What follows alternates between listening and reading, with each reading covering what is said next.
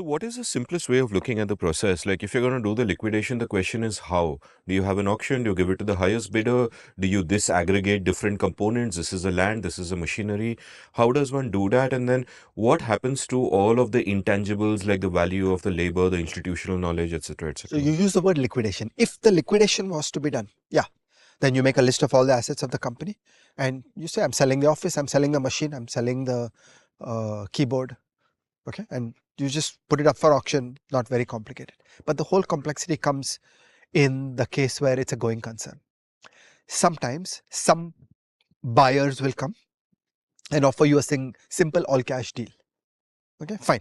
In that case, you're comparing multiple buyers for an all cash deal, and then it is indeed a simple auction. So you're saying that here, so and so firm is in trouble, and please come to me with an all cash deal, and I will select the highest all cash deal. In reality, there are a lot of good deals are not all cash deals. So now I want you to pause to just think about this concept. There was a company, he was supposed to be paying on his debts for 20 years more. Okay. A new guy comes and says, see, I'm a great manager. I'll pay these debts over the next 20 years. So on an NPV basis, you'll get 100. It's great. I'm paying 100. I'm paying you a very good price. All I'm saying is make me the manager. Now I'll control the company.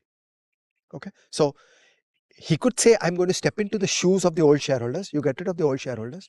And I make these promises that over these years, I'll be paying you so much cash. So now the offer is more complicated. And now you have to judge, do I trust this guy? Will they actually be able to turn around the company?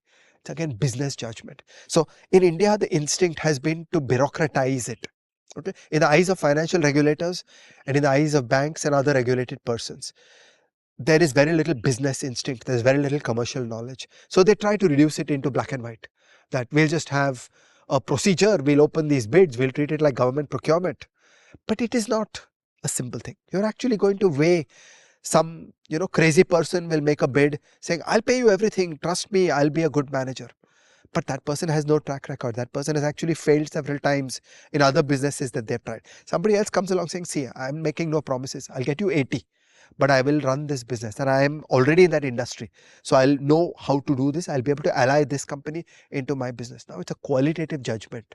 And there's no running away from commercial judgment in the committee of creditors. And this is something which really is not happening in India.